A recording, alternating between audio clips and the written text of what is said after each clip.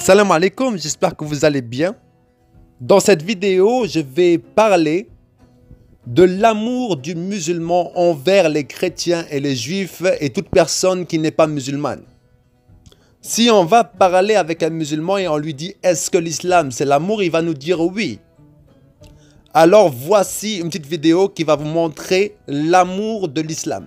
Qu'on pouvait s'attendre à ce verdict?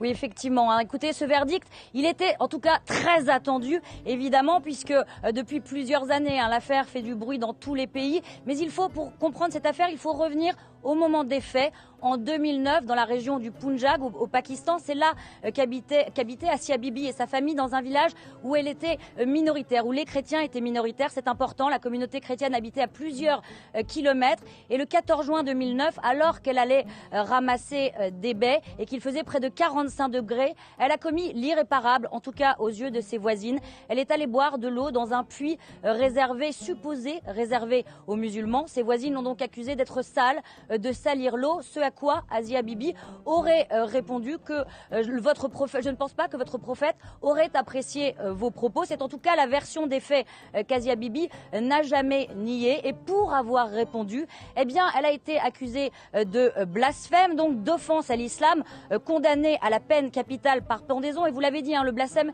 c'est un sujet extrêmement sensible dans ce pays extrêmement conservateur qu'est le Pakistan. Il faut rappeler qu'en 2011, l'un des anciens gouverneurs du Punjab a pris la défense d'Asia Bibi et pour cela, il a été abattu en pleine rue, en plein jour par son propre garde du corps, puis son garde du corps en 2016 a été pendu. Mais c'est ce qui rend l'affaire encore plus importante car les groupes extrémistes religieux se sont emparés de la mort de ce garde du corps pour en faire un martyr et faire d'Asia Bibi encore plus une cible. Donc aujourd'hui, Asia Bibi est libre, elle est sur le point d'être libérée, mais elle ne peut pas rester dans son pays, au Pakistan, pour des raisons de sécurité. Alors ce que l'on sait, c'est que plusieurs pays européens lui auraient déjà offert l'asile, mais en tout cas aujourd'hui, son mari, sa famille se trouvent à Londres où ils ont été accueillis par une ONG chrétienne.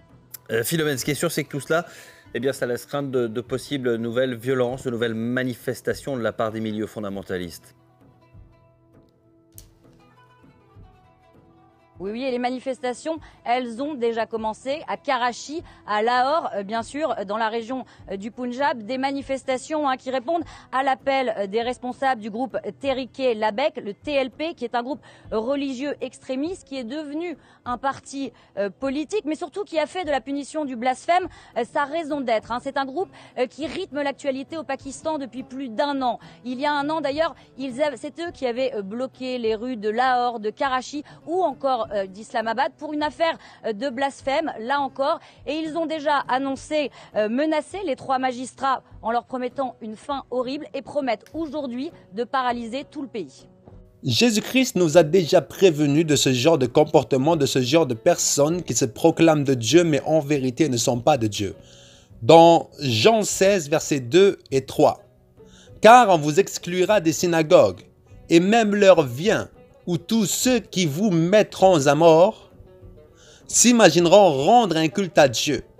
Ils en arriveront là, parce qu'ils n'ont jamais connu ni mon Père ni moi. » Ça, c'est Jésus-Christ qui l'a dit.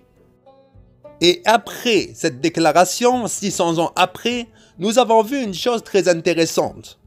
Un livre est venu, révélé à une personne dans une grotte par un ange des Lumières.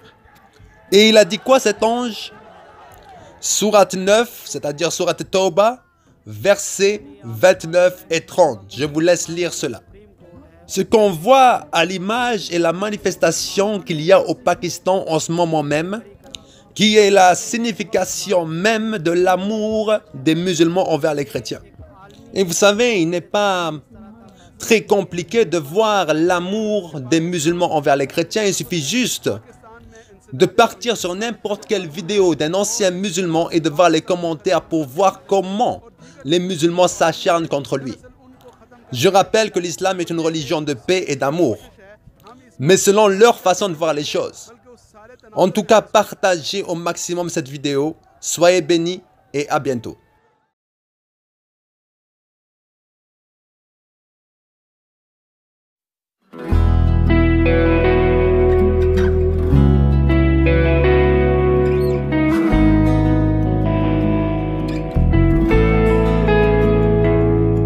يسوع يسوع